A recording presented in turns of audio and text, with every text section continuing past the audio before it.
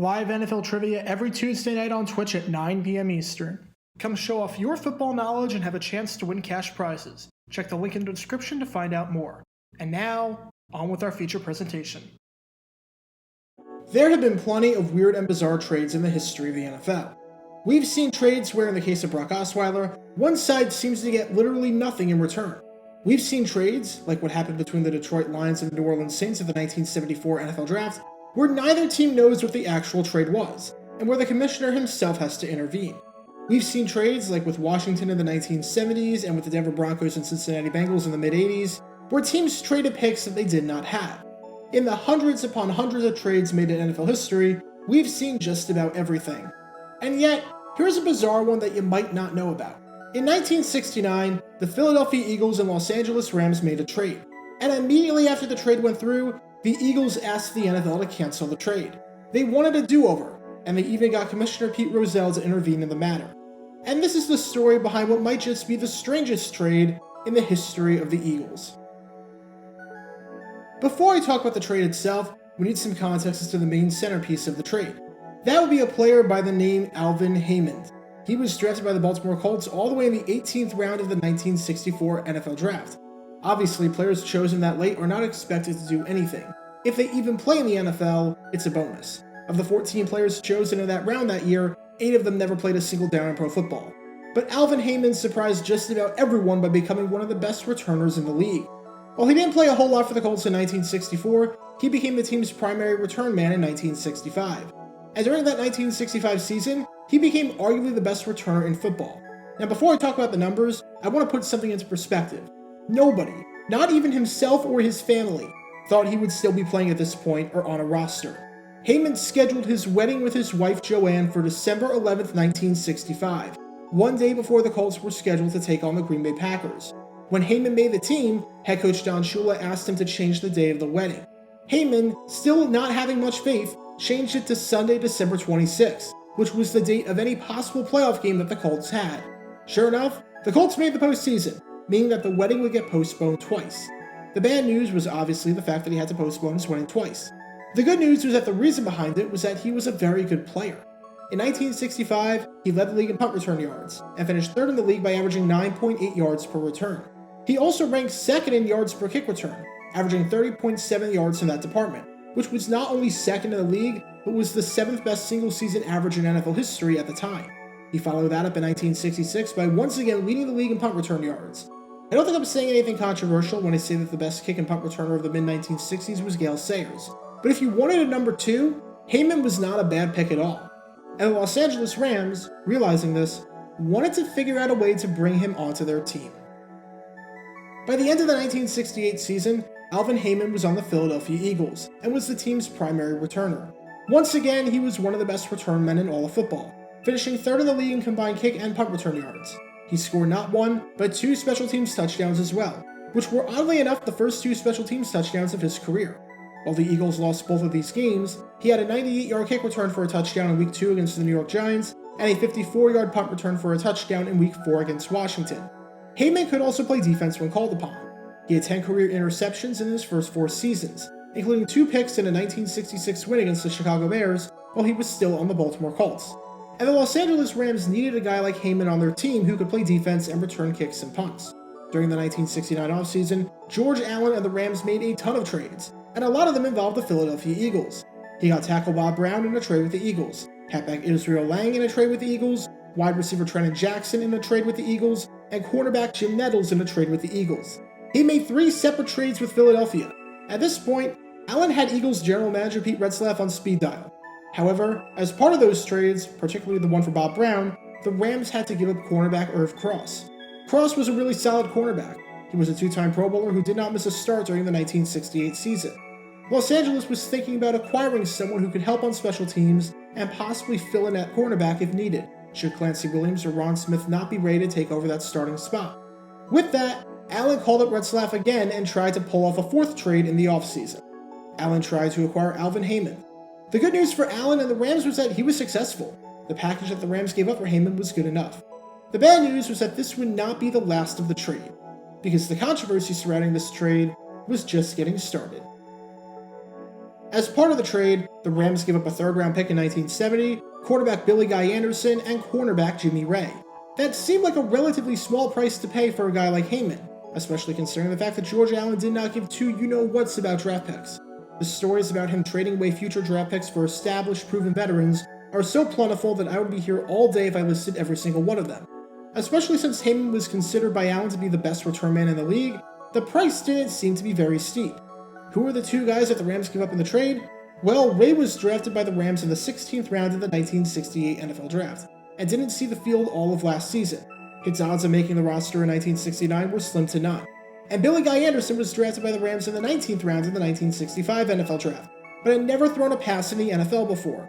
The only time he ever stepped onto a field was in the AFL in 1967 as a member of the Houston Oilers. His odds of making the roster in 1969 were slim to none. Basically, the Rams gave up two guys who had no shot at making the roster and a third-round pick for Haymond, one of the best returners in all of football.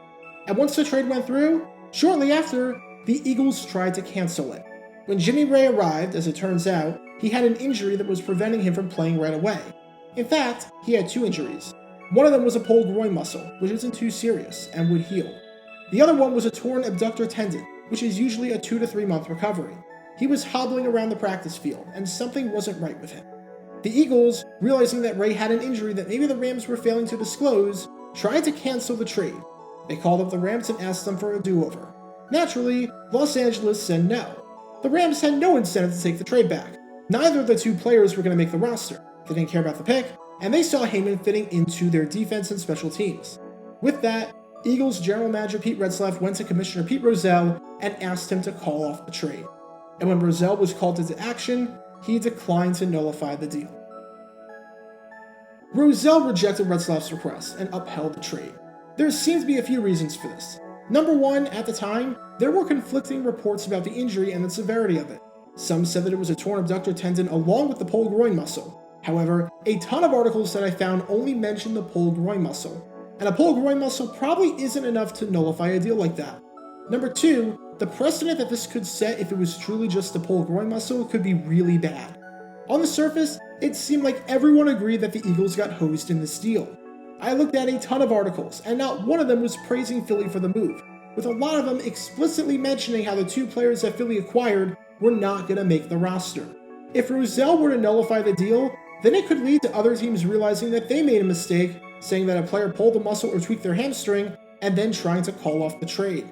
And number three, and perhaps most importantly, Rozelle saw the forest through the trees. He knew that the trade wasn't really about those players. The trade was really about the draft pick. He knew that Raye was likely not going to contribute anything at all, and that Philly had no real plans for him and their team. You don't trade one of the best returners in football and a really good player who can play two phases of the game for two backups who have never played a single snap in the National Football League. The only reason you do it is for the future pick. Rozelle's logic was that the injury was not severe enough to warrant a cancellation. The real reason the Eagles made the trade had nothing to do with the players they acquired back for the Rams, and that nullifying this trade could create a really bad domino effect that Rozelle just didn't want to have to deal with. He had enough on his plate. He had an entire merger to deal with finalizing. The last thing he wanted to do on top of that was have to decide what trades are fair and not. With that, this trade was finalized. After an unsuccessful protest by the Eagles, the Rams had Haymond, and the Eagles had their two backups and their third-round pick. As for how the trade turned out, it was pretty evenly met all the way around. Let's start with what the Eagles wound up doing.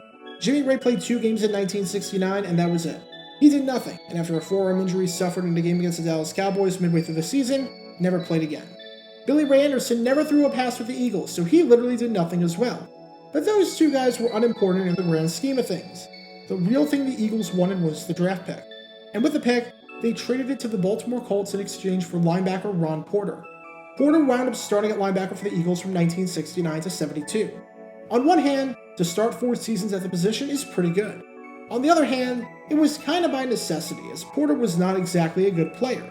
In fact, one reporter, who had covered every Eagles team since 1970, called the 1972 crop the worst linebacking unit he'd ever seen, and that even though Ron Porter was a nice guy, he never made a play.